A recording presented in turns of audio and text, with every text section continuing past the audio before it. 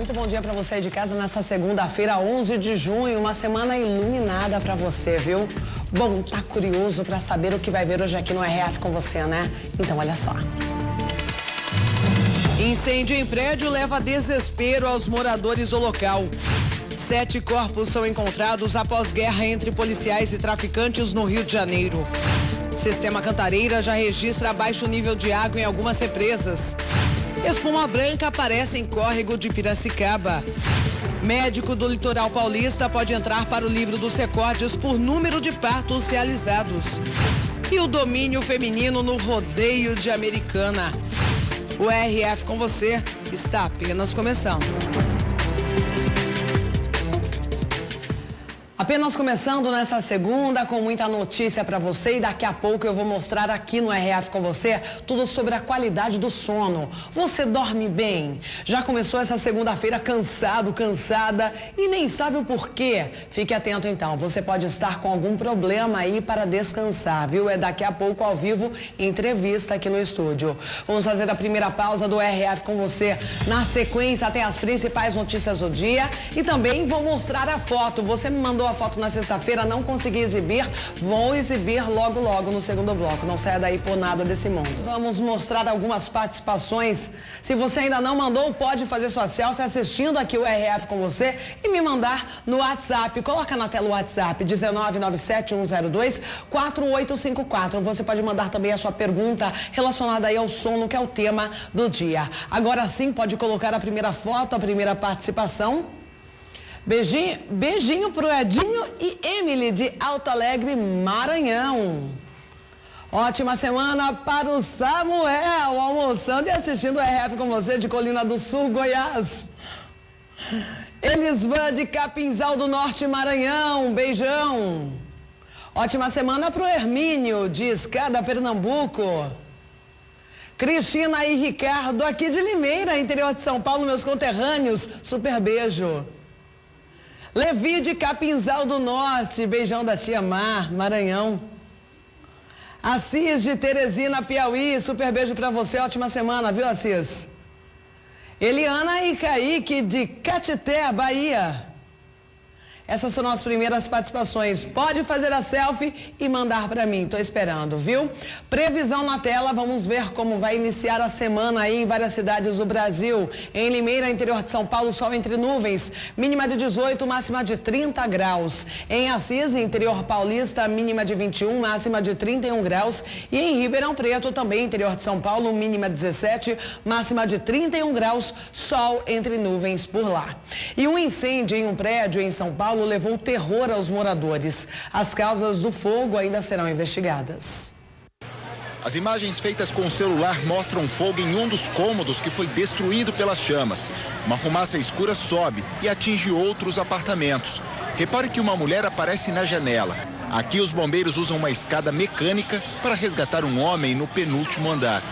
No desespero, um homem pulou do segundo andar com uma criança no colo. Amarrei o lençol e escalei pelo lençol.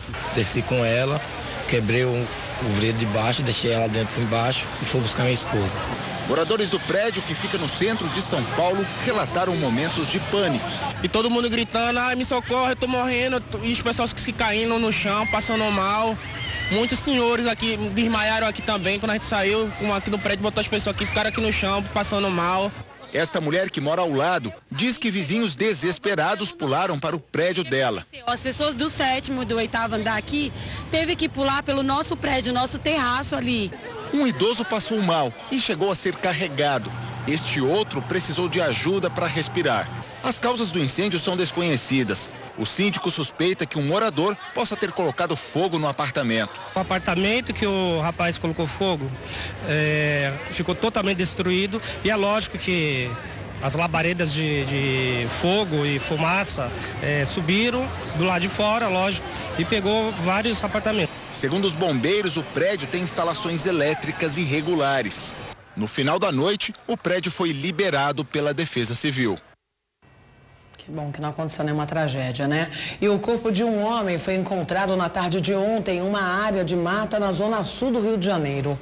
Foi o 7º cadáver achado desde a manhã, 2 dias após intensos confrontos entre policiais militares e traficantes.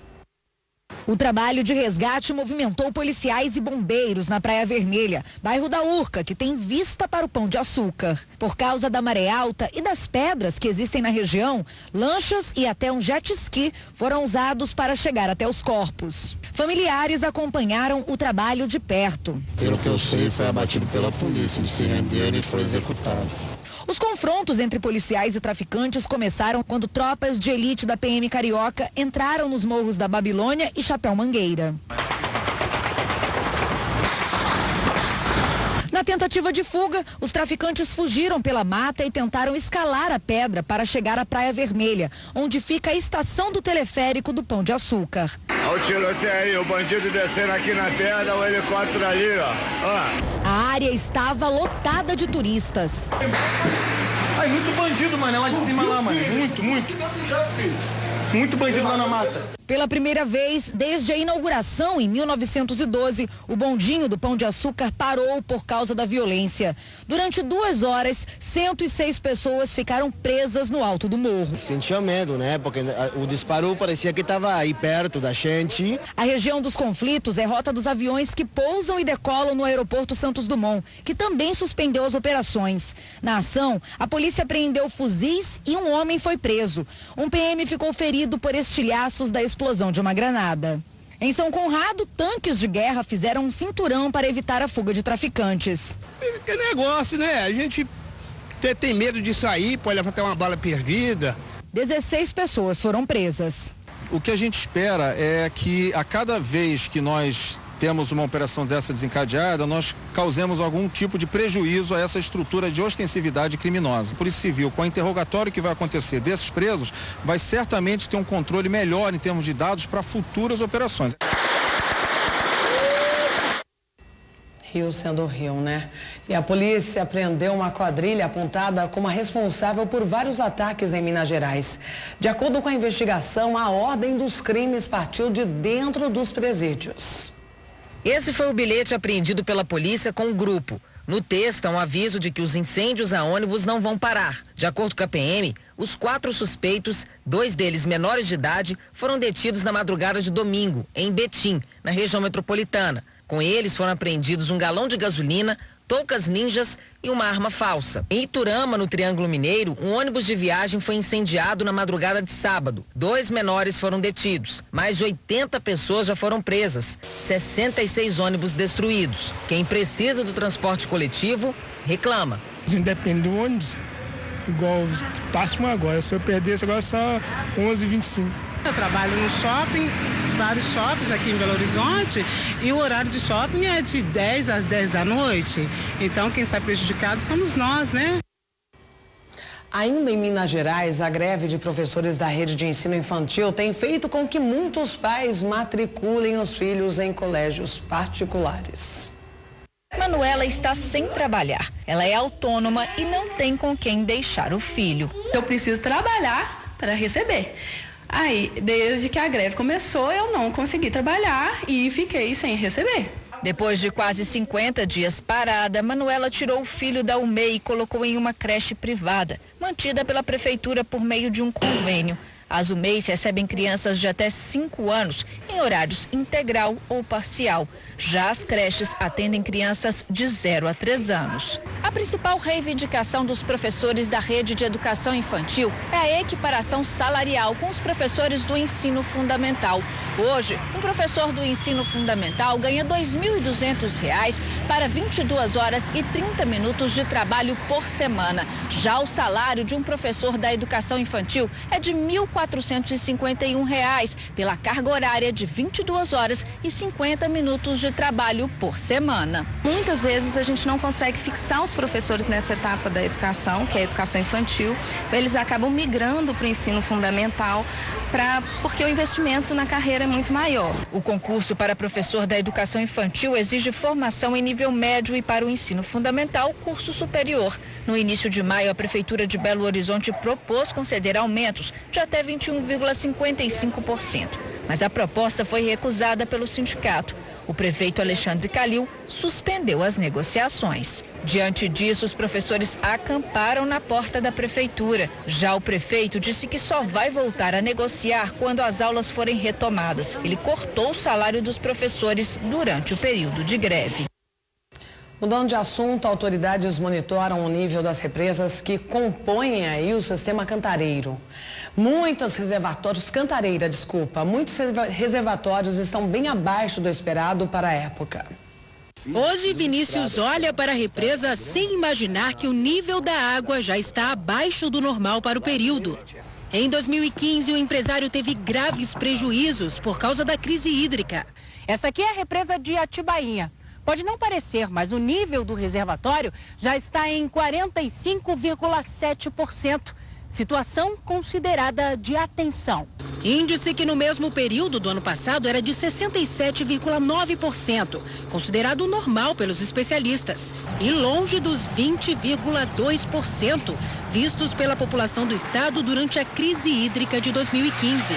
Mas o número já deve servir de alerta. Se essa redução de chuva se mantiver, aí realmente a gente pode ter uma situação bastante preocupante em 2019. Entre as últimas obras feitas no estado de São Paulo está a interligação Jaguari-Atibainha, mas a data de inauguração ainda não foi divulgada. Para o especialista, a Companhia de Saneamento Básico do Estado já deveria ter começado as campanhas de conscientização para informar a população sobre a real situação dos reservatórios. Quanto antes a gente receber informação, é melhor.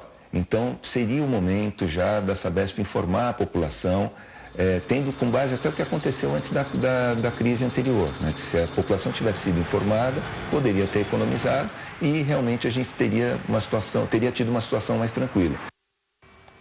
Bom, e o projeto Sirius, realizado aqui no interior de São Paulo, vai ter que adiar a primeira volta de elétrons, que será nos próximos meses. O motivo? A falta de verba do governo federal.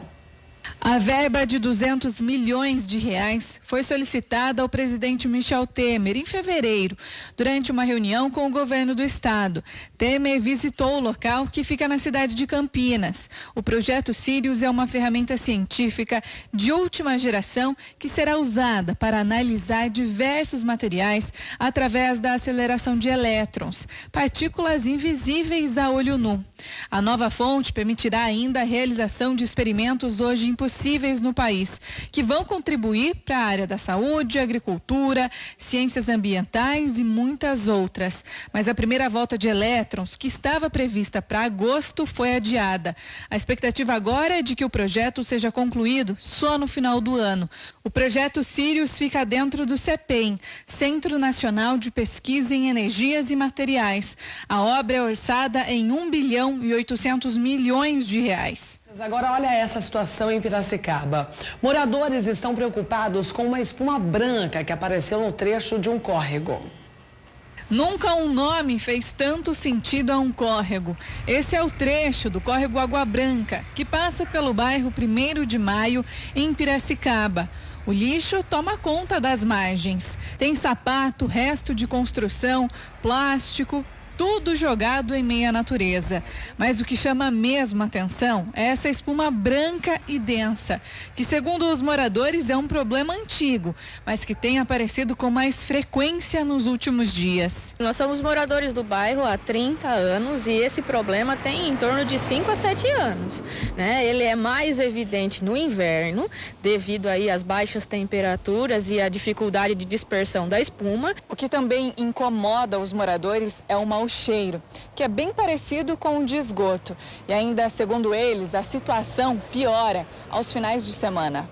Principalmente nos finais de semana à noite, né? Então esse volume que você está vendo ainda é baixo frente ao volume que a gente tem aí no sábado e no domingo, no período noturno. Além disso, esse outro trecho preocupa os moradores.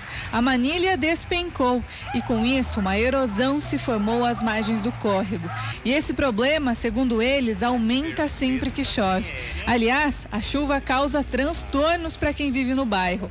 É que o córrego chega a transbordar e a água invade ruas e calçadas. Essas fotos mostram bem a situação. Elas são do arquivo do seu Agenor. Ele é membro da União de Bairros e garante que já levou esses problemas até a prefeitura da cidade. Há 2 meses atrás, ele participou de uma reunião, mas até agora nada foi feito. Já faz 60 dias, né, que eu conversei com ele, com o secretariado dele e tudo, que eles prometeram que vão resolver o problema, né? Mas a gente está aguardando. Depois desse dia não teve mais ninguém para falar com a gente, né? Dar retorno. A Fernanda também coleciona números de protocolos e requerimentos que pedem, junto aos órgãos públicos, uma melhoria no local. Mas, segundo ela, nenhum deles foi atendido. Eu tenho dados aqui de 2007, mas a gente tem outros dados mais velhos, tudo com protocolo quanto ao SEMAI, a Águas do Mirante, a CETESB e a bacia do PCJ. A nível de Americana, né, tudo isso já foi feito, né, eles foram informados, são dados de julho de 2017, onde também a gente teve aí temperaturas mais baixas e um volume muito maior de espuma. Para quem mora no bairro, fica a sensação de desprezo, descaso com o meio ambiente e a população. Descaso, porque nesses 30 anos o bairro teve suas melhorias, recebeu muito mais moradores, cresceu, né?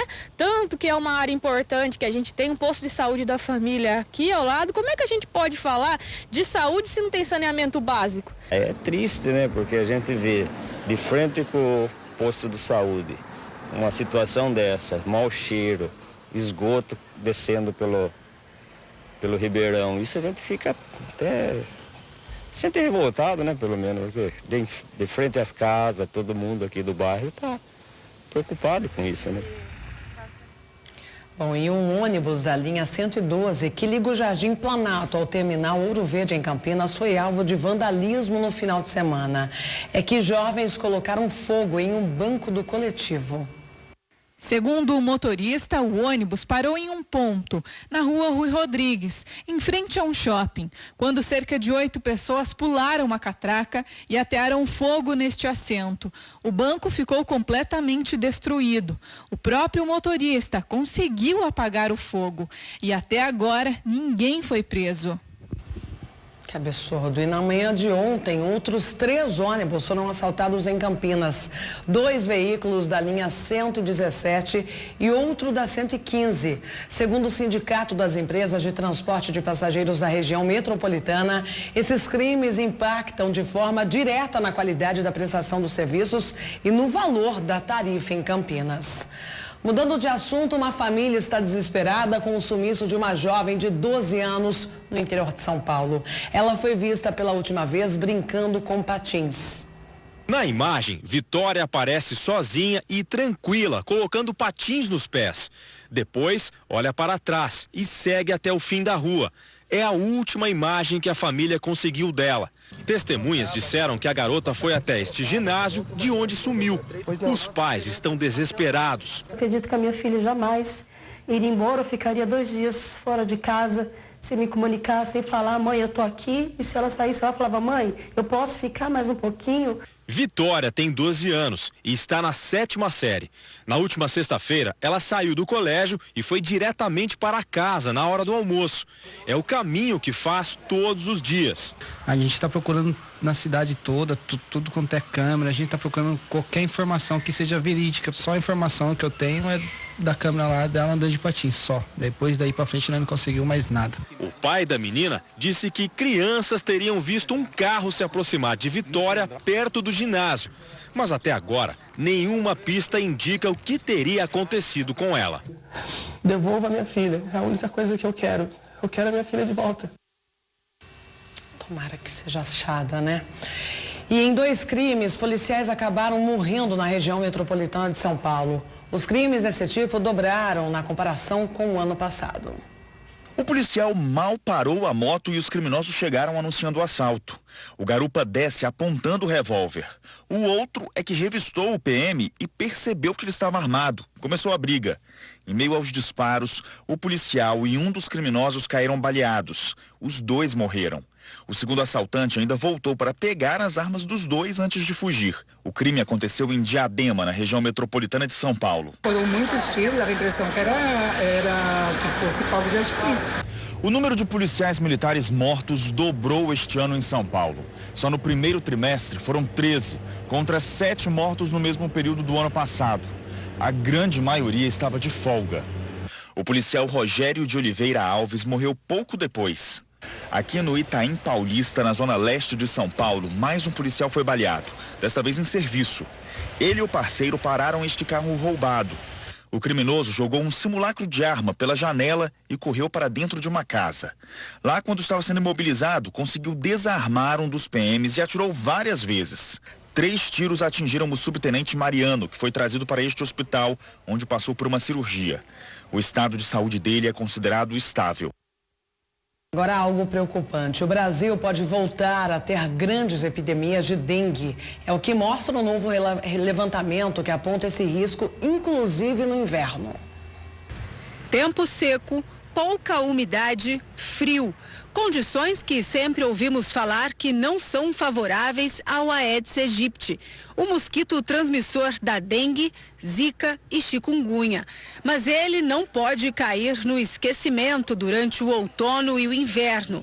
O mosquito costuma dar uma trégua, mas continua circulando por aí. Antigamente, ele era notado em apenas algumas horas do dia, mas hoje a gente sabe que ele é notado a qualquer hora do dia. Coloca dezenas de ovos, centenas de ovos em vários locais. Ele consegue atingir altas altitudes, então já foi descrito para nós que o mosquito da dengue, o Aedes, foi notado até num 30º andar de um prédio. Ele ferrou a pessoa em qualquer parte do corpo. Então, assim, é um bicho totalmente adaptado. Um levantamento do Ministério da Saúde indicou que 1.153 cidades do país podem ter risco de surto de infestação do mosquito Aedes aegypti. Na região Nordeste, foi encontrado o maior número de larvas em depósitos de água.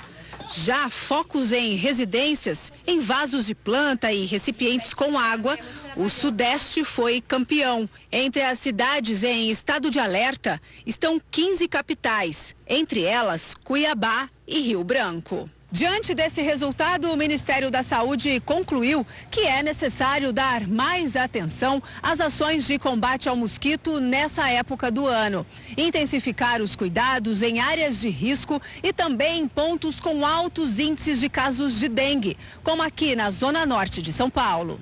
Limpar possíveis criadouros é fundamental para evitar a proliferação. Esfregar com uma buchinha, com qualquer, se utilizar de qualquer artefato para poder, de fato, liberar o ambiente dos ovos que ficam ali fixados no vaso, na caixa d'água, enfim, em qualquer substrato.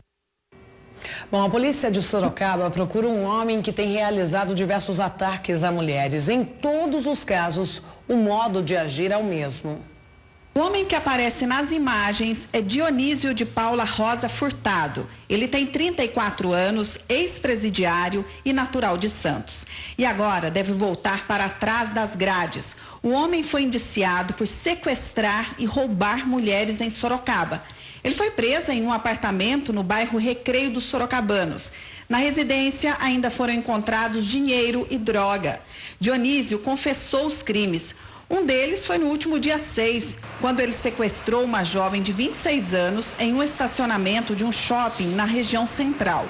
Enquanto trocava a roupa de um dos filhos, Dionísio rendeu a mulher com uma arma. Ele chegou no vidro do motorista, eu estava trocando meu filho no carro e ele perguntou se eu tinha amor ao meu filho. E o meu filho esticou ainda o pescoço para ver o que estava acontecendo e viu a arma. Ele obrigou a vítima a levá-lo em um hipermercado, onde comprou um celular no valor de quase R$2.000 e um perfume feminino.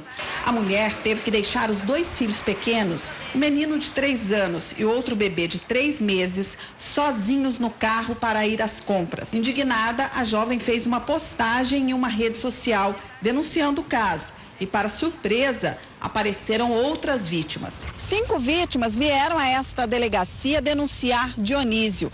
Todas foram abordadas da mesma maneira. Se houver mais alguma vítima, a polícia pede que procure o distrito policial para fazer a denúncia. Bom, já está preso, ainda bem, né? E um médico do Guarujá, no litoral de São Paulo, pode entrar para o livro dos recordes. Sabe o motivo? O número de partos que ele já realizou. João chega em breve. A Maria Clara se sente tranquila nesta reta final da gravidez e escolheu o mesmo médico que a trouxe ao mundo. Fez o parto dos meus outros irmãos também, meu inclusive. Isso dá um conforto a mais, né? Pelo fato da gente conhecer, ele tem um aconchego, ele tem um carinho. Doutor Paulo Soegima tem 84 anos e está em plena atividade. Nos 56 anos de carreira, conquistou um currículo impressionante. Cerca de 40.000 partos, média de 700 por ano. Por muito tempo, ele foi o único médico obstetra do único hospital de Guarujá, no litoral de São Paulo. Chegou a fazer em torno de 200 partos no mês, sabe? Porque era sozinho, né? Então fazia num dia 10, 15 partos todo dia e eu não tinha folga. Esse foi há 2 semanas. Uma menina de mais de 3 quilos. É fácil encontrar na rua os bebês do Dr. Paulo. César foi um dos primeiros. É de admirar e saber que ele hoje ainda trabalha e como um grande profissional que é, né? Muito orgulho de nós, para nós todos. O médico fez o parto de famílias quase inteiras. Nessa foto aí tem 10 pessoas que nasceram pelo irmão dele, Dr. Paulo. E aqui só tem a metade da família. A quantidade de partos pode entrar para o livro dos recordes. Uma equipe do hospital junta documentos para provar que Dr. Paulo é um recordista. E olha que ele nem pensa em se aposentar. Se parar, aí a mente atrofia, né? Então não para, não quer parar. Bom, agora nós vamos até o Rodeio de Americana, um dos principais do país, para falar sobre um movimento que parece irreversível, viu? O número de mulheres participando de eventos que antes eram dominados pelos homens. Montaria antecede os shows e envolve muita adrenalina. A prova dos tambores é a única modalidade da montaria exclusivamente feminina. Elas precisam completar a travessia em segundos. Quando a gente entra na pista, a gente consegue sentir o coração da nossa égua batendo na nossa perna, a respiração, a adrenalina é bem grande. Larissa tem 22 anos e o melhor tempo de prova da noite, 17 segundos e 600 milésimos. Com as competições, ela já ganhou um carro 0 km e também uma haste de titânio na perna. O cavalo não parou na cerca e eu virei, bateu minha perna, eu quebrei a tíbia, deu fratura exposta e hoje eu tenho uma haste de titânio no meio dela. Aos 13 anos, Ana Laura já domina o esporte. Foi selecionada entre 87 candidatas e virou uma promessa. Se você estiver nervoso, o cavalo vai sentir, às vezes o rendimento não vai ser tão bom. E cavalo você precisa ter muito carinho, porque ele sente. Para ocupar um lugar desse, tem que treinar. No meu CT eu treino em torno uns 30 cavalos no CT, eu monto uns 20 por dia. Ontem 20 cavalos? Monto. Tem também a tradicional montaria em touros, claro. Para parar em cima dos animais por 8 segundos, é preciso treino, técnica e concentração. Mas até por trás desta modalidade exclusiva dos homens está uma mulher. Marta é presidente de uma das maiores organizações mundiais de montaria em touro. Ela administra as competições no Brasil e seleciona os melhores peões. Aos poucos, você começa a ver muitas mulheres despontando nas sociedades rurais. Eu sou uma pessoa quase que única, assim, no comando, no gerenciamento, assim, de uma empresa. nesse segmento. Natasha não treina horas por dia num cavalo, mas quis entrar pro rodeio também por amor aos animais. Ela é veterinária, virou a rainha da festa. É uma paixão que eu tenho, o sertanejo também, estou sempre escutando, o rodeio estou sempre participando. Então foi um sonho que eu pensei em vir e deu certo, graças a Deus. A festa do peão de Americana, uma das maiores do país, começou com uma noite praticamente feminina, uma tendência de mercado. A energia do pessoal é muito gostosa, né? É muito gostoso esse calor que o pessoal tem. O que inspirou a Júlia a tirar a família de casa essa noite não foram os shows, não. E é muito legal quando vai fazer a prova. Ela ganhou um cavalo de aniversário e vai começar a fazer a prova do tambor.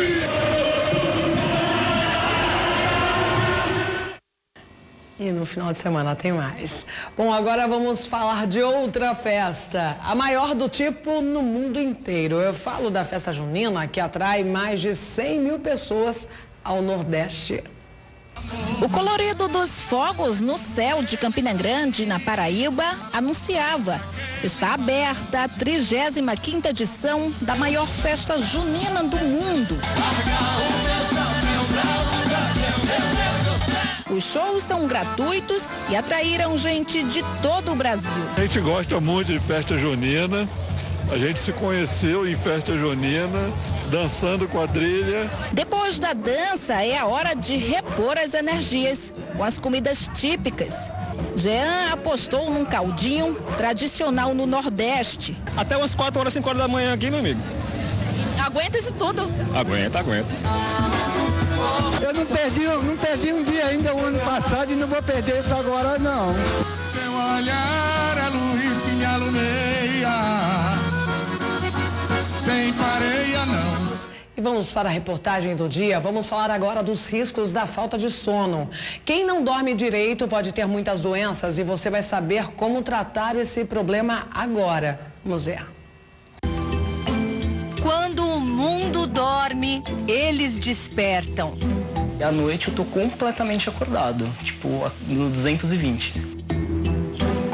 A sociedade ela é uma sociedade que ela está pronta para acordar cedo, mas essas pessoas não. São 2 tempos. O relógio que define os dias do calendário não é o mesmo que funciona dentro deles. Existe um relógio biológico, que é principalmente definido pelo cérebro. Então o cérebro principalmente controla nosso ciclo de dia e de noite. Eu até brinquei com amigos, falo que na verdade não é que eu durmo tarde, é que eu tô num país diferente, né? Então se eu estivesse em outro país, o fuso horário bateria. Mas com certeza chegando nesse outro país eu iria bagunçar o horário também do mesmo jeito. São os chamados vespertinos ou noturnos. Pessoas que nascem com um cronotipo, ou seja, um tipo muito específico nesta relação entre o tempo e o espaço. Nós temos um núcleo cerebral chamado núcleo supraquiasmático. Ele fica no hipotálamo, que é uma região profunda do cérebro que controla esse ciclo. Então ali existem células que funcionam mesmo como se fosse um relógio. Elas têm uma atividade diferente durante o dia e de noite. E elas liberam substâncias que também favorecem o sono ou favorecem o despertar. Esse relógio dentro de nós tem uma engrenagem que funciona com ajudantes num turno diferente da maioria. Isso já é muito geneticamente determinado. Então existem genes que são os genes que controlam o nosso cronotipo, esse ciclo de sono e vigília. Tanto existem pessoas que têm um cronotipo para acordar muito cedo, que a gente chama as matutinas. Essas realmente elas gostam de acordar às 5 da manhã às vezes e sentem confortáveis. Entretanto, as pessoas que têm essa dificuldade de dormir mais cedo e acordar mais cedo, elas sofrem mais no dia a dia. Kilmer é um deles. Vou dormir por volta de umas 3h30, 4 horas da manhã. Ele acorda às 7, menos de 3 horas de sono. Se eu tentar dormir cedo, eu não consigo. Por exemplo, se eu tentar dormir 1 hora da manhã, eu vou ficar rolando até o horário que geralmente eu durmo. Então, eu vou ficar rolando 2 horas na cama até umas 3 horas da manhã. Eu acordo muito cansado, tenho uma dificuldade absurda para acordar, muito difícil mesmo. E sinto que prejudica durante o desempenho, né, durante o dia. Passo o dia um pouco sonolento e aí quando chega a noite, eu desperto, como se eu tivesse acabado de acordar de novo. E essa briga com o horário desde que nasceu. Desde bebê ele sempre me deu muito trabalho. Ele cochilava 2, 3 horas e passava 3, 4 horas acordado. Isso era dia e noite. Ele conhece o sabor de todos os chás que poderiam ajudar. Chá de camomila, tomava chá de alface. Tudo que era chá que as pessoas indicavam, eu dava para ele. Sempre ia dormir mais tarde e acordava mais tarde. Na adolescência, parecia indisciplina. Como ia dormir muito tarde, na hora de acordar, dava muito trabalho. No trabalho, muitas vezes sofreu preconceito. A sonolência de dia era considerada preguiça. Eu trabalhava tarde e à noite. De dia, não dava certo. De dia, dormia, né? Eu acho que o mundo foi completamente feito para os diurnos, né? Os noturnos estão numa pequena parte, numa exceção, então tudo realmente funciona de dia. Os noturnos acabam ficando um pouco de fora, né, dessa parcela. Todas as noites, o mesmo desespero. Eu já tentei todos os métodos possíveis, entre atividade física, uso de melatonina, já tomei remédio forte, técnica de música de fundo, aplicativo de sono, tudo que é possível e imaginável que o pessoal me indica, eu já tentei e realmente não resolve, não adianta. O organismo definiu, inclusive, a vida profissional dele. Kilmer necessitava ser dono do próprio negócio para ter um horário mais flexível.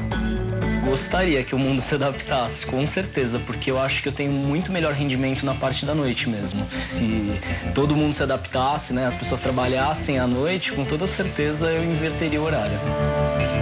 A Associação Brasileira de Sono, as sociedades também internacionais, elas vêm lutando para isso há muito tempo.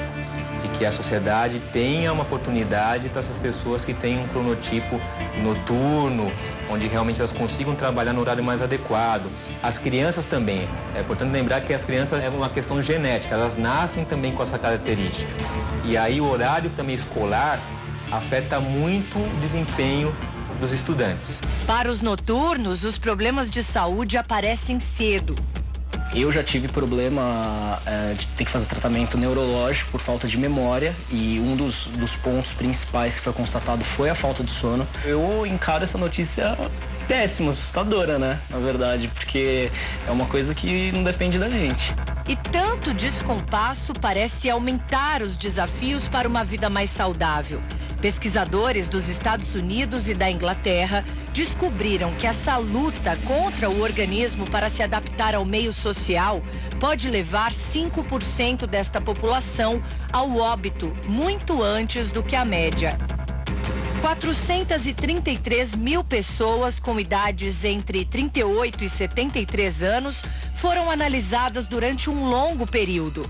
Elas foram acompanhadas por 6 anos e meio. Ficou comprovado que estão mais vulneráveis a problemas psicológicos, neurológicos, gastrointestinais, além de problemas respiratórios e cardíacos. Tudo por causa de um metabolismo diferente.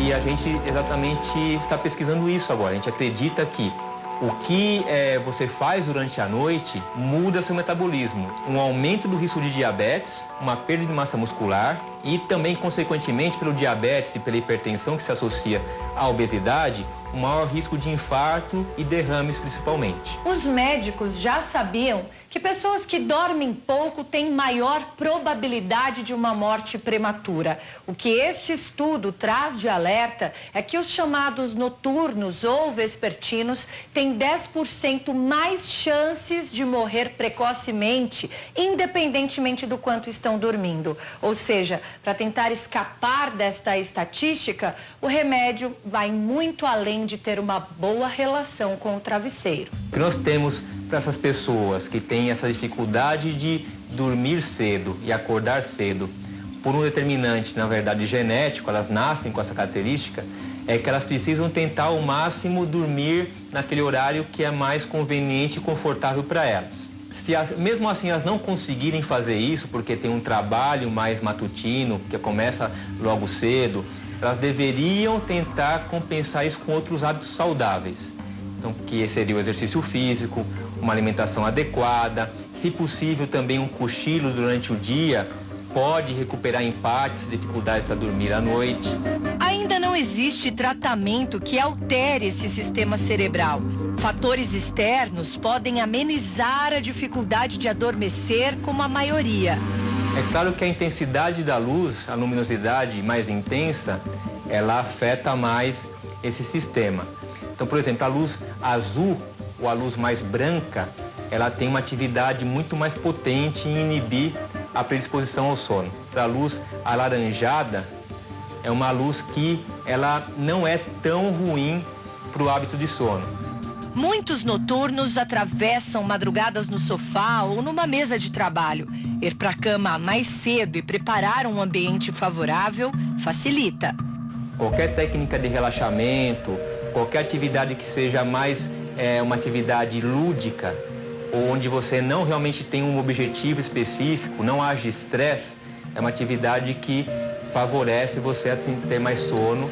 Até a temperatura influencia. Refeições mais leves, balanceadas, são obrigatórias para esse tipo de organismo. O que acontece com o cérebro desse rapaz, por exemplo, ele tem essa determinante. Ele acorda num determinado horário com mais facilidade e só dorme com alguma facilidade em um determinado horário. A tentativa de anteceder esse horário, às vezes, torna-se realmente um trabalho muito difícil, que a gente não tem realmente um tratamento, às vezes, adequado para esse tipo de pessoa. O ideal seria a troca do dia pela noite num estilo de vida rigorosamente mais saudável. Do contrário, a hora de dormir pode virar um pesadelo ainda maior depois desse estudo. Parece uma sentença, porque realmente a gente saber que você vai ter uma possibilidade de viver menos, né, do que as outras pessoas por conta de dormir cedo é bem ruim. E continuamos, então, a falar sobre esse assunto com o Dr. José Eli Batistella, ele que é especialista do sono. Seja muito bem-vindo mais uma vez aqui para falar sobre esse assunto. Acho que todo mundo quer dormir bem, né, doutor? Todos, sem exceções, né? Eu acho que todo mundo quer realmente ter um sono tranquilo para tocar a vida no outro dia. E hoje em dia, cada vez mais difícil com essa correria. Nós vimos ali o final da reportagem, o sujeito ali com o celular na mão, né? Acho que é o problema de todo mundo, né? Vai dormir antes, dar aquela conferida em rede social. Muitas vezes você fica preocupado vendo a vida alheia, não é mesmo, doutor? Isso aí impede você de ter um bom sono, né? Muitas vezes. Sempre. Na verdade, você faz uma análise, quando vai analisar o sono de cada pessoa, ou coletivamente, ou das cidades ele convive, tem que levar em consideração o campo de trabalho desse profissional, sempre. Então, toda a estimulação visual, até na anatomia, o campo supraquiasmático é atrás do olho. Então, a indução do sono se dá quando começa a escurecer. Se você fica com estímulo visual, seja televisão, um computador, um tablet, um smartphone, você realmente está estimulando e dificultando o seu repouso para uma boa indução do sono. Mas é possível mudar o hábito, doutor, que nem a pessoa começa a dormir todo dia depois da meia-noite, 1 hora, 2 horas, e como ele mesmo disse na reportagem, mesmo que ele deite mais cedo, fica rodando na cama, pensando na vida e não consegue dormir até dar aquele horário real, né? Como fazer, então, para mudar esse hábito? Perfeito. Na verdade, nós temos um relógio biológico, isso ele é predominante realmente nos seres humanos. Você tem que mudar alguns hábitos, você tem que fazer algumas tentativas de mudança de hábito dessas pessoas que são exceções, não são regras, para tentar dar uma condição de repouso ou um sono de boa qualidade, né? Então você vai ter que analisar cada fato. Hoje nós temos medicações fitoterápicas, alguns indutores do sono realmente, especialmente para essas pessoas que não criam dependência. Até ele ter um estágio realmente que ele comece a ter uma qualidade melhor de indução e manutenção do seu sono, que é uma média de 6 a 8 horas por dia, que seria o ideal. E quais alimentos são legais também para ter essa indução? Então, alimento é o seguinte, alimentações realmente que a gente fala que tem magnésio, que tem alguns relaxantes e realmente alguns pequenos carboidratos de que a pessoa possa se alimentar, depende se ele vai dormir de dia ou de noite, depende bem disso. Mas assim, que satisfaça, que sacie e que tenha uma digestão Se for para emagrecimento, é um pouco até o contrário, né? São carboidratos de cadeia longa, digamos assim, para não ter um pool de insulinemia realmente alto e dar um sequestro do carboidrato que circula. Mas as alimentações, eu vejo no meu dia a dia que elas têm pouca performance na qualidade do sono das pessoas. A não ser que uma pessoa vai dormir, coma demais à noite, que não é bom. Nem para quem tem sono de boa qualidade, para quem não tem sono, não é o ideal sempre comer muito tarde. Na verdade, porque quando a gente come aquela feijoada, principalmente de domingo, né, doutor? Depois dá aquele sono, né? Realmente dá o pós-prandial, que é aquela indução do sono que nós o fazemos de fato. Nos dias de semana nós não temos tempo quase para isso. A correria do dia a dia, as ansiedades que geram trabalho, profissões, assim, e ele coloca no dia a dia, a gente sempre se esquece de colocar que o sono de boa qualidade é que dá condições saudáveis para exercer as suas funções enquanto profissional e na sua vida, né? Para não ter doenças que isso possam acarretar prejuízo à sua saúde. Doutor, quanto de sono, de soneca a gente precisa tirar por dia para ter um bom dia, um dia longo, produtivo? O ideal de uma qualidade boa de sono é de 6 a 8 horas. Mas não é um sono, aí que está. Dormir bem é dormir o que basta. Tem pessoas que com 4 horas e meia, 5 horas de boa qualidade do sono, é ótimo. Agora tem os apneicos, que ele pode dormir até 8 horas ou 10 horas e ele acorda cansado. Então você tem os dois extremos. Uma qualidade boa de sono seria de 6 a 8. Porque a apneia, ela causa essa canseira? Muito, muito, muito. Na verdade, a apneia, para quem não sabe, é aquela parada respiratória durante o sono. Você está dormindo, de repente você para. Até quem está do lado... acorda assustado, e às vezes geralmente acorda assustado, porque o próprio corpo faz você desenvolver uma taquicardia compensatória e faz você ter no bulbo carotídeo uma estimulação para que você acorde. Para que você acorde e passe a respirar, porque a taxa de oxigenação está caindo demais. Isso pode gerar até uma arritmia cardíaca durante o sono, hipertensão durante o sono. Por isso que algumas patologias no decorrer do sono ou à noite pode causar problemas mais graves de saúde para o ser humano. E a apneia é tratada como? Bom, a apneia é aquela parada respiratória. Então, a gente faz um exame para a gente saber se você tem apneia ou não. Claro que já pela anamnese e pelo companheiro, quando afirma para você como que é a qualidade do sono dele, você já sabe que ele tem apneia. Já tem noção. Já tem noção. O problema é quantas apneias você faz em 6 a 8 horas de sono e qual é o tempo que você fica em parada respiratória. É isso que vai dar um diagnóstico de moderado ou grave, apneia moderada ou grave ou apneia leve. E alguns são só roncadores e não tem apneia. O ronco incomoda o vizinho, né? A vizinhança, não tanto a qualidade do sono da pessoa que ronca. Não dá para generalizar, mas quem ronca bastante alto, forte, é apneico? Geralmente sim. Geralmente sim. Quem tem roncar muito alto, realmente aqueles roncos, eles são apneicos. Né? É que nem um caminhão na subida, vamos dizer assim, né? Mais ou menos assim. Exatamente. Bom, doutor, temos uma pergunta, aliás, se você quiser mandar a sua também, o telefone está na tela aí, 1997-102-4854. O Antônio de São Luís Gonzaga, Maranhão, ele diz o seguinte: Marielle, eu passo cerca de 9 horas deitado à noite, mas da metade desse tempo fico acordado, não consigo dormir. É o problema que a gente disse aqui, né? Ficar rolando na cama, pensando na vida. Qual a sugestão que você dá para ele, doutor? Bom, a primeira coisa que deveria fazê-lo é uma anamnese do porquê ele tem essa deficiência de manter o sono. Ele deve ter, assim, intermitência durante o sono de acordares ou despertares. Um exame que é feito não só para ver a qualidade do sono e se tem apneia ou não, chama-se polissonografia. Está indicado a você.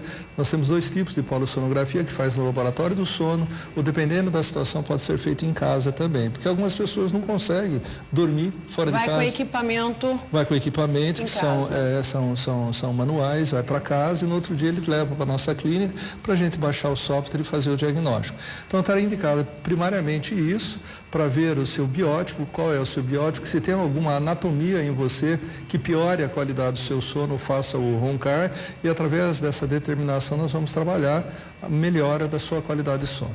Bom, essa é a mesma pergunta da Rafaela de Água Branca, Piauí. Só que ela diz o seguinte, sempre que eu vou para a cama, por mais que eu esteja com sono, ela está com sono, está cansada, mas ela também não consegue dormir. Tá, isso aí você tem que ser, é por isso que eu falei, a anamnese é fundamental. Como que foi o seu dia? Você ficou muito ansiosa, passou por algumas ansiedades, tem alguns processos tensionais ou conflitos não resolvidos, tem algum problema que sempre nessa indução do sono você não consegue se desligar, você fica em computador ou num tablet, você fica estimulando a parte visual para não dormir, televisão ligada, enfim. Você cria um ambiente, o seu habitat, para melhorar essa qualidade de sono? É essa a pergunta que você tem que se questionar. Ok, mais uma pergunta agora de Montemor, interior de São Paulo, Rodrigo. Quando você dorme após ter ingerido bebida alcoólica, o seu sono é prejudicado? Ótimo, essa pergunta é muito boa. Na verdade, assim, a qualidade do sono tem algumas substâncias que agravam a qualidade do sono. Tem pessoas que desmaiam quando bebem, só que é o seguinte, aumenta a apneia. A bebida, ela causa um relaxamento da musculatura lisa, então realmente você vai roncar muito mais. Ele diz que ele tem sono pesado, principalmente no dia seguinte, quer dormir como uma pedra. Com certeza, a maioria tem essa qualidade de querer dormir mais durante outro dia, porque a qualidade do relaxamento não foi boa.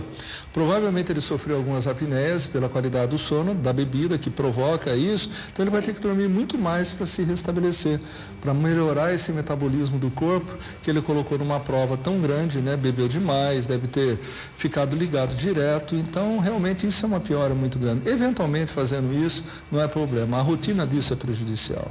Conheço uma pessoa que toma energético e quando chega em casa consegue dormir, doutor. No outro dia acorda cedo e desperta. Acontece isso normalmente com quem ingere o energético? Perfeitamente. O energético, ele é o quê? Ele é um ativador metabólico, como a cafeína. Cafeína também. Mas você consegue dormir daí? Então, mas depende do horário. Depende do horário que você toma esses energéticos. Tem gente que toma realmente durante o dia o energético, ele tem um tempo de ação que ativa você. Se ele tomar de manhã ou até no meio período da tarde, eu não vejo para ele tocar o trabalho. É claro que ele não pode fazer isso de rotina, uma eventualidade para compensar, sim, a rotina do energético nunca vai ser boa, porque ele realmente ele aumenta a parte do metabolismo, ele acelera a parte cardíaca, então o uso crônico de energético não é saudável. Doutor, temos mais uma pergunta aqui sobre o tal do cochilo depois do almoço, sabe? Mas daqui a pouco a gente responde e vamos falar também depois do intervalo, sabe sobre o quê? Sobre sonhar. Você lembra do seu sonho? Tem muita gente que não está conseguindo lembrar não, por conta de preocupação também, viu? Eu volto já já com esse assunto. De volta ao vivo hoje, conversando aqui com o Dr. Eli Batistella sobre a qualidade do sono. Daqui a pouco vamos mostrar uma reportagem sobre uma pesquisa aí que revela que as pessoas estão sonhando menos. Será?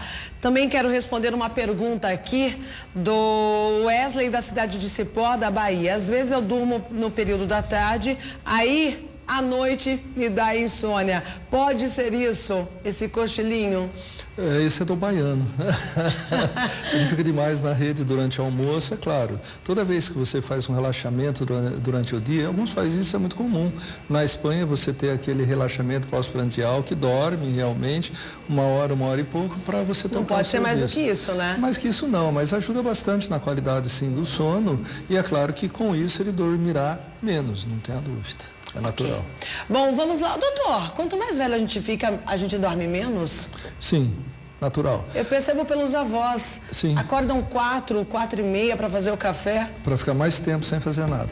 Então, na verdade, a gente brinca sempre com essa situação. Meus pais passaram por isso também. Que, na verdade, você vai cansando menos o seu corpo. Então, na verdade, o seu descanso, a sua qualidade de sono, o tempo, rápido. Sem dúvida nenhuma, você dorme de acordo com o seu cansaço. Tem dia que você tem um dia tão atarefado, com tantas preocupações, que você dorme muito mais até.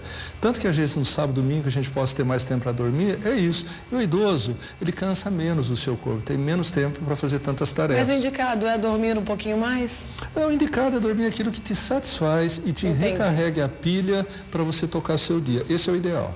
Bacana. Então vamos agora ver a reportagem que revela que as pessoas estão sonhando menos. Isso tem a ver com vários hábitos, inclusive o de dormir menos que o necessário. Na hora de dormir, TV ligada. E o celular toca quando o sono chega. Alô. Vira pra cá vira para lá e mais uma noite dormindo menos de 4 horas.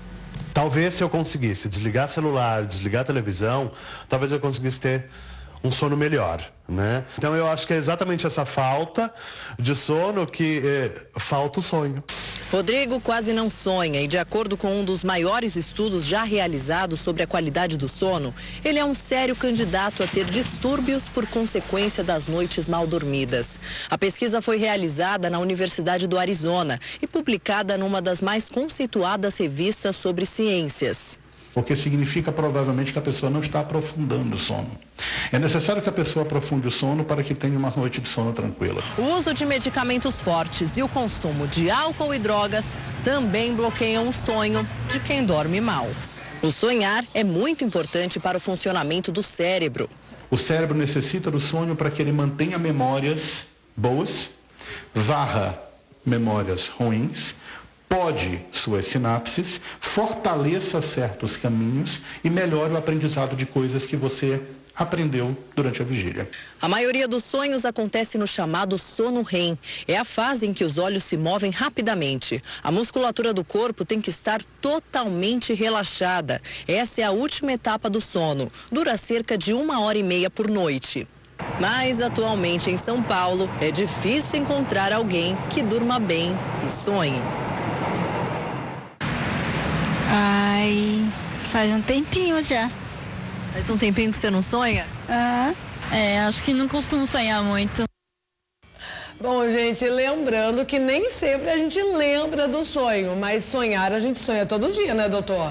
Naturalmente sim, a grande maioria não lembra do sonho que teve. Sim. Mas quando a pessoa tem uma fase REM de 1h30, que é só REM, por que chama REM? Rápido movimento dos olhos, é Rapid Movement Eyes, de olho, né? São movimentos rápidos dos olhos quando você está fazendo as induções do sono para o sono profundo. Aí você sonha. Aí sim, sempre. É aquela fase mais pesada mesmo. Na fase mais pesada você pode não se lembrar, mas quando você está na fase curta, que é de 1h30 da fase REM, você acordando e lembrando, você tem lembrança assim dos sonhos que você teve. Uma curiosidade, doutor, tem um sonho bom e um sonho ruim, que é o conhecido pesadelo, né? Por que a gente tem pesadelo?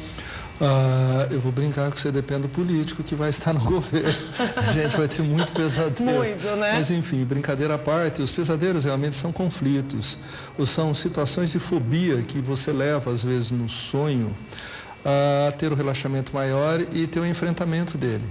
Talvez desses pânicos, desses conflitos, dos medos em geral, das ansiedades, que pode ser descontado Tudo realmente. ligado na emoção, então. A maioria, tem os significados dos sonhos e pesadelos, inclusive, né? Se a gente pesquisar aí na internet, inclusive. Doutor, muita gente, mas muita gente mesmo falando que tem problema na hora de dormir, que está até preocupada.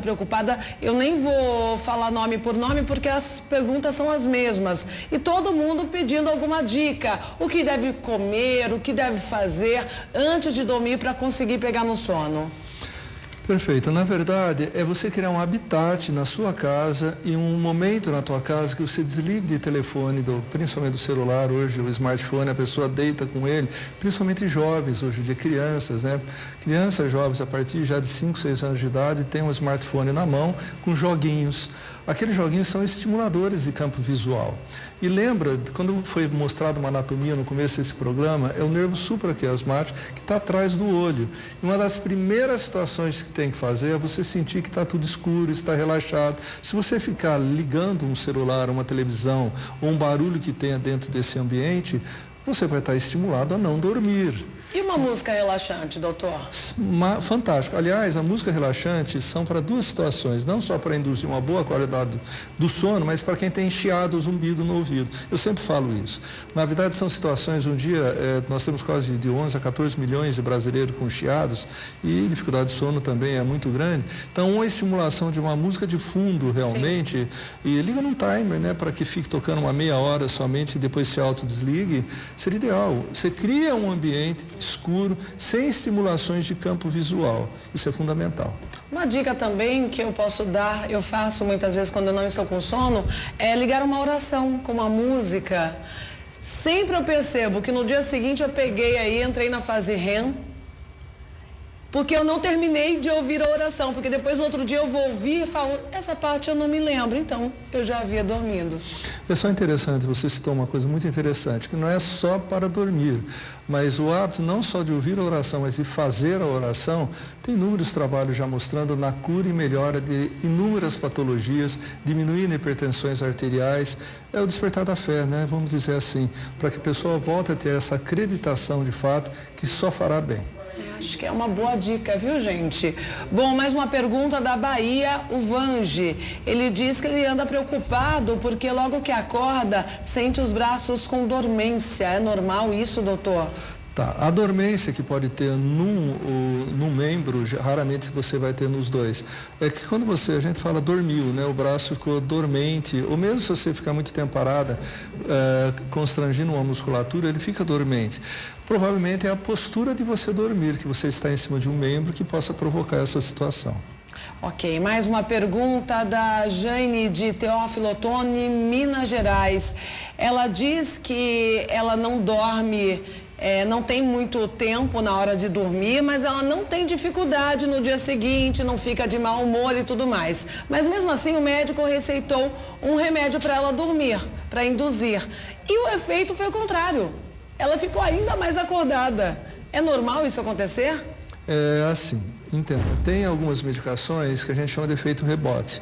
O efeito contrário é aquilo que você deseja para seu paciente. Algumas das medicações realmente, em vez de causar um relaxamento, ele fica ligado. É como um antialérgico. O antialérgico para algumas pessoas são estimulantes. E nunca se dá antialérgico para dormir à noite, porque pode ficar ligadão e não conseguir dormir. Então depende muito da individualidade de cada paciente. É como oriental. As doses nos pacientes orientais, a gente dá uma dose um pouco menor, porque eles são muito mais sensíveis às drogas e assim, a preparação de peso. A gente faz o cálculo de acordo com o peso de cada pessoa.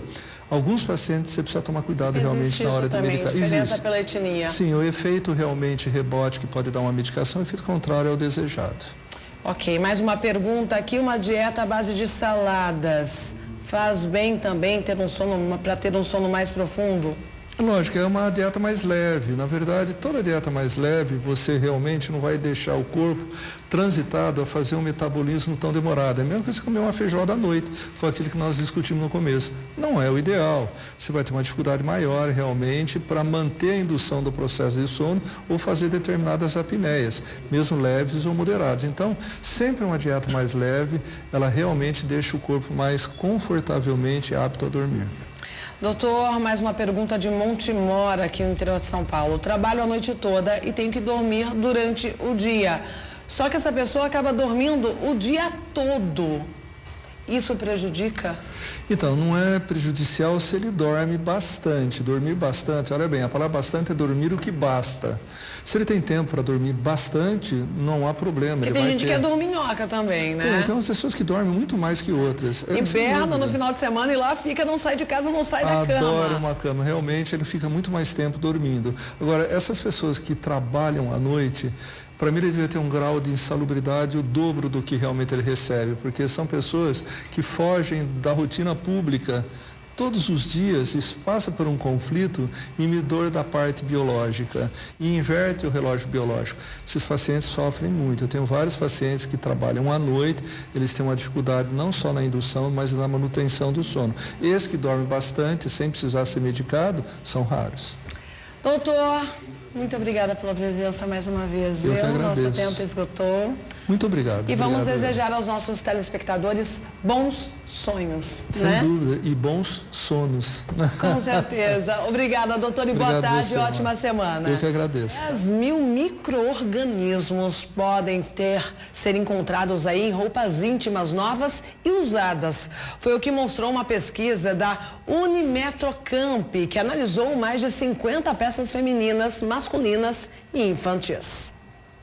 Uma roupa íntima exposta numa loja pode abrigar até 1.000 micro-organismos, como bactérias e fungos. Dá para acreditar? Não dá para acreditar.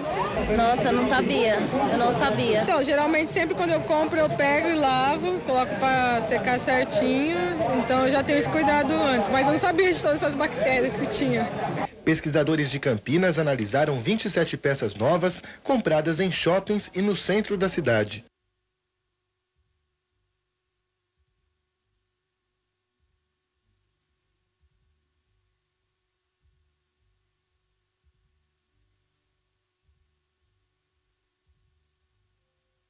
Em 65% foram encontradas bactérias e em 29% fungos. Segundo a coordenadora da pesquisa, a contaminação pode começar no transporte da mercadoria até a loja. Quando chegam também nas lojas, é muita manipulação. Então as pessoas pegam, vão conversando em cima das peças, então vão liberando saliva. Algumas pessoas têm o hábito de provar as peças antes, né, de comprar. Então isso acaba contaminando. O laboratório também recolheu para análise calcinhas, sutiãs e cuecas usadas, mas que estavam limpas, guardadas na gaveta. Aí o número de micro-organismos chegou a 10 mil. Mas eu chamo a atenção principalmente para pessoas que fizeram algum procedimento cirúrgico, uma retirada de mama ou um procedimento cirúrgico nos órgãos genitais. Então esses micro-organismos já vão ter uma porta de entrada.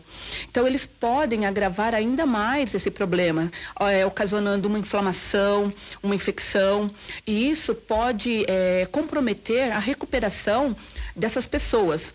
Fora isso também, eles podem causar infecções de urina, infecções da pele, infecções de gargantas, otites e complicações aí diversas. O segredo para evitar a contaminação está na lavagem e na maneira de guardar as roupas na gaveta, seja uma peça nova ou usada. O objetivo da pesquisa foi justamente este, alertar a população sobre os cuidados dentro de casa. Com as peças novas, o grande erro é a gente comprar e já usar. A gente tem esse hábito.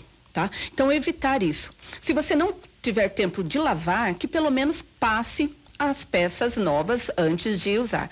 As peças já usadas que a gente, né, no nosso dia a dia, é importante a gente lavar essas peças bem, tá?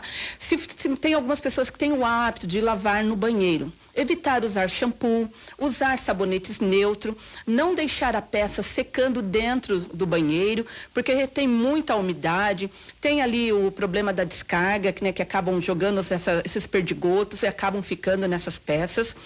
Quando for também colocar para secar no varal, o ideal é que não se coloque do lado avesso. Quando a gente coloca do lado avesso, podem juntar ali poeiras, podem depositar insetos, e esses insetos acabam também transmitindo doenças. Então, o ideal é você colocar para secar do lado certinho da peça. E antes de guardar, também passar bem, né, o forrinho ali da calcinha, passar também o sutiã, as cuecas, antes de guardar, e de preferência também fazer uma higienização, sempre que possível, nas gavetas, porque as gavetas também acabam juntando muita sujeira e isso acaba contaminando também as peças íntimas. As dicas. Bom, gente, chegou aquele momento, você mandou a sua selfie, a sua foto do dia, então fica de olho porque você vai aparecer agora aqui para todo o Brasil. Beijão para a guia de Araioses, Maranhão.